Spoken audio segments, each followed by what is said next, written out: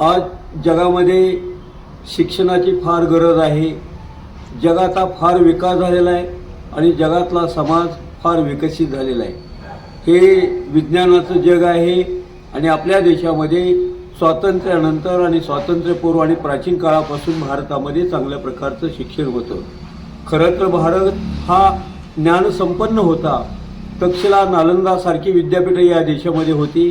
स्वातंत्र्यानंतर अनेक विद्यापीठं निघाली। जगात अनेक विद्यापीठात, आपल्या देशात अनेक विद्यापीठात शाळा असतील, कॉलेज असतील, प्राथमिक शाळा, माध्यमिक शाळा, विद्यापीठ स्तर, महाविद्यालय स्तर, मेडिकल आणि इंजिनिअरिंग सर्व कॉलेजेस, सर्व प्रकारचं भारतामध्ये आज कमर्शियल शिक्षण IT क्षेत्रापासून ते ITI पासून ते सिनियर कॉलेजचे विद्यापीठ स्तरावरचं तंत्र शिक्षण आणि सर्व व्यावसायिक शिक्षण, मेडिकल इंजिनिअरिंग बरोबर जगात आणि देशात आणि राज्यात चांगल्या प्रकारचं शिक्षण सुरू आहे।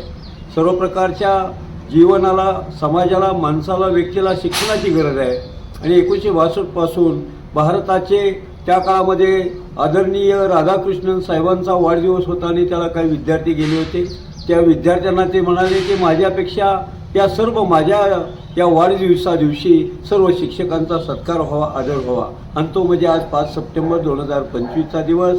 शिक्षकांना, या देशातल्या प्राथमिक शिक्षकांना, विद्यापीठ स्तरावरच्या प्राध्यापकांना, प्रोफेसरांना आणि सर्व प्राथमिक शिक्षकांना माझ्या मनापासून शुभेच्छा आहेत। परंतु आजचं शिक्षण हे फक्त व्यावसायिक शिक्षण न राहता ते शिक्षण समाजाच्या, देशाच्या, मानवतेच्या हिताचं व्हावं, अशा प्रकारचा शिक्षणाचा मूळ जो विचार आहे तो आज गरजेचा आहे।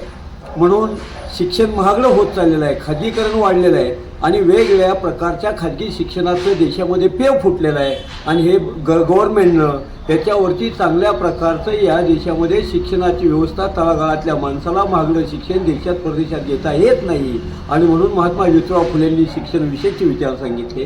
बाबासाहेब आंबेडकरांनी शिक्षणाचा या देशामध्ये संविधानामध्ये अंतर्भाव केला आणि कायदेशीर शिक्षण 14 वर्षाखालील मुलांना सक्तीचं शिक्षण आणि सर्व शिक्षण आज मिळत आहे। पण या देशामध्ये शिक्षणाचा बाजार सुरू झालेला आणि एका बाजूला या देशातलं शिक्षण अत्यंत महागडं होत चाललेलं आहे। ही काळाची गरज आहे आणि या देशातला सर्वसामान्य शेतकरी वर्ग असेल, शेतमजूर वर्ग असेल आणि सर्व बहुजन समाज असेल, यातल्या वर्गाला शिक्षण मिळणं गरजेचं आहे आणि महागडं शिक्षण काळाच्या ओघामध्ये स्वस्तात शिक्षण मिळालं पाहिजे। घराघरात प्रत्येक माणसाला साक्षर निघतो झाला पाहिजे आणि म्हणून तो विज्ञानिष्ठ असला पाहिजे, लोकशाहीवादी असला पाहिजे, न्याय, समता, स्वातंत्र्य, बंधुता मानलं पाहिजे आणि जगातली वैश्विक मानवी मूल्य, देशातली मानवी मूल्य, देशातली देशभक्ती वाढली पाहिजे आणि देशामधल्या सर्व प्रकारच्या आरोग्य, सामाजिक, राजकीय, सांस्कृतिक क्षेत्रामध्ये नीतिमान व्यक्ती तयार झाला पाहिजे, नीतिमान युवक तयार झाला पाहिजे आणि या देशामधली जी सांस्कृतिक फार मोठी आपल्याला देणगी आहे, वारसा आहे या देशाला, अशा प्रकारच्या शिक्षणाची आज गरज आहे।